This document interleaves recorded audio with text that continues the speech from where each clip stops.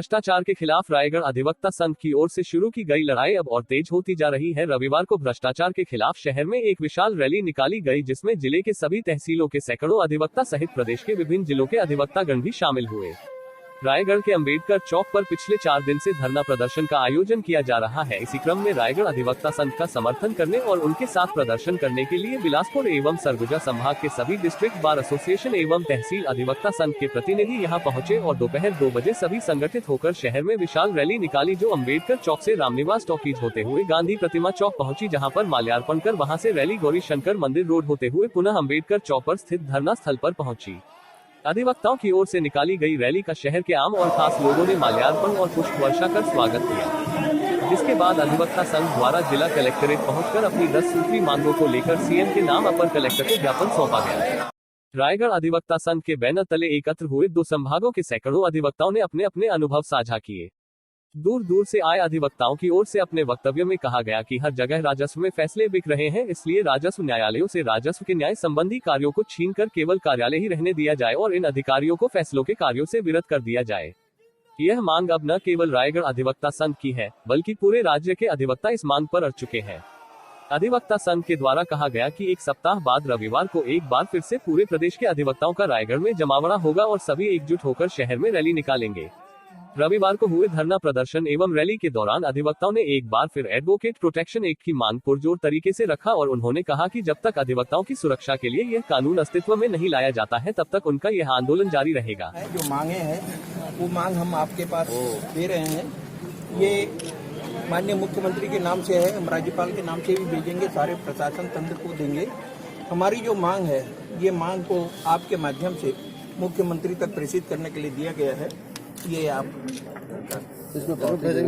प्रशासन तंत्र है, जो यहाँ का न्यायिक व्यवस्था है, वो न्यायिक व्यवस्था पूरे तरह से चरमरा गई है और उस न्यायिक व्यवस्था को जो भ्रष्टाचार वहाँ व्याप्त है, उस भ्रष्टाचार को समाप्त करने के लिए अधिवक्ता संघ ने अपना बेड़ा उठाया है।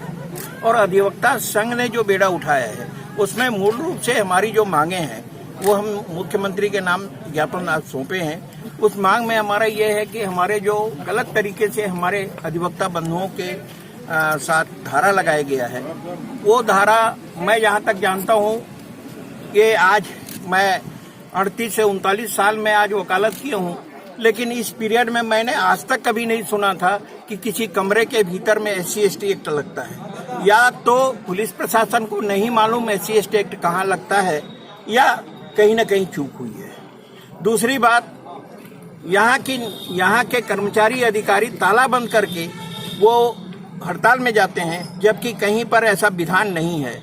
तो न्यायालयीन कार्य या प्रशासनिक कार्य वो लोग बंद कर रहे हैं, वो लोग प्रभावित कर रहे हैं, लेकिन हमारे अधिवक्ताओं के विरुद्ध में इस प्रकार की धारा लगाई जा रही है, जो कि पूर्णतः गलत है। इन जो गलत धारा लगाया गया है उसको वापस ले प्रशासन, इसलिए हम मांग करते हैं। दूसरी बात यह है कि न्यायालय जो होता है, न्यायालय के लिए ये एक सम्मानित यह है, और यहाँ का जो प्रशासन तंत्र है छत्तीसगढ़ का, ये केवल रायगढ़ का नहीं, पूरे छत्तीसगढ़ का जो न्यायालयीन व्यवस्था है इतना चरमरा गया है, वो न्यायालय नहीं रह गया है। इसलिए न्यायालयीन पावर जो है वो हम मांग किए हैं कि न्यायालयीन पावर हाई कोर्ट के माध्यम से, सुप्रीम कोर्ट के माध्यम से जस्टिसों को दिया जाए, किसी कर्मचारी अधिकारी को न दिया जाए। ये हमारी मांग है। इसके अलावे हर अधिवक्ता प्रोटेक्शन एक्ट लागू किया जाए। किसी प्रकार की एक्ट लागू नहीं होता, किसी भी अधिवक्ता को आंख कान मूंद के किसी भी धारा में गिरफ्तार न किया जाए जब तक अधिवक्ता संघ की उसमें मोहर न लगे। ये हमारी मांग है। इसके कर्मचारियों के विरुद्ध में मामले लंबित हैं, जो थाने में बंद करके रखे गए हैं, थाने की पेटी में बंद है, उनको तुरंत सामने लाया जाए।